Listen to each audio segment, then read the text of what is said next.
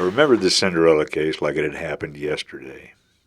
Ironically, the case had landed on my desk, and I was the lead detective. One of her shoes was missing, so the gang in the press labeled her Cinderella, and it made the headlines. I drew a lot of heat over the case. Even with the forensic team going over the scene with a fine-tooth comb, they came up with nothing. Not a clue. As to why, or even whether it had been the killer who took the shoe, all any of them could do was guess. Some thought the perp knew about police procedures and had cleaned up the scene.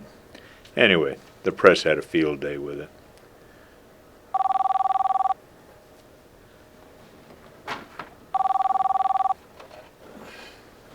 Yeah, this is McCutcheon. Oh yeah, doing pretty good. Yeah, you know how it goes. It's up and down. Uh, I'm up and taking nourishment anyway. Feeling pretty healthy. Let me guess why you called, man. I was just reading the paper that they'd reopened the Cinderella case, and it landed on your desk, I'll bet.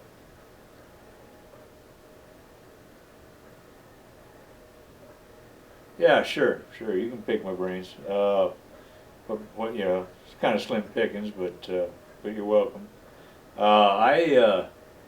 See, I'm heading out for my walk here in a little bit. Why don't I just swing by the station and you can buy me that cup of coffee and we'll talk about it. Okay, great, sure. I'll see you in a couple hours then. The case stayed open in my files until I retired 5 years ago. As you might guess, we never did collar anyone for it. Never even came up with a decent suspect.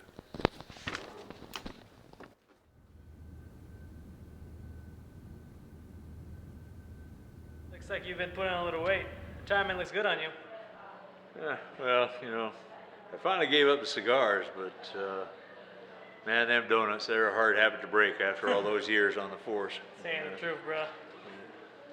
So what's up, man? What's this about? I've been following the Cinderella case, and there's one thing that bugs me. Your team never followed the lead. Her girlfriend spoke that she was seeing a guy days before she went missing. Yeah, I think we did follow that a little bit. Her girlfriend said something about a guy in a white Chevy, and we tried following it up, and we asked her other buddies, and none of them knew anything about it, so it just turned out to be a dead end. But what about the missing shoe that's never been found to this day?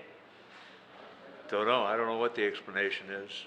We went over the scene with a fine-tooth comb, and I don't know. Maybe the guy just wanted a memento, or maybe maybe he knew something about police procedure and forensics, and he suspected there was something on the shoe, and so he took it for that reason. But I don't know, your guess is as good as mine. Yeah. He went on grilling me pretty good. I could tell that he thought he was onto something, and that at the very least he thought I'd been incompetent when dealing with the case. A lot of things had happened in the field of forensics since we'd done the first investigation.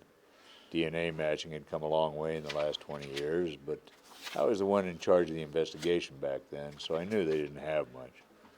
Still, Bostic was like a terrier with a bone. If he thought he had something, he wasn't likely to let go of it. I knew I'd be hearing from him again.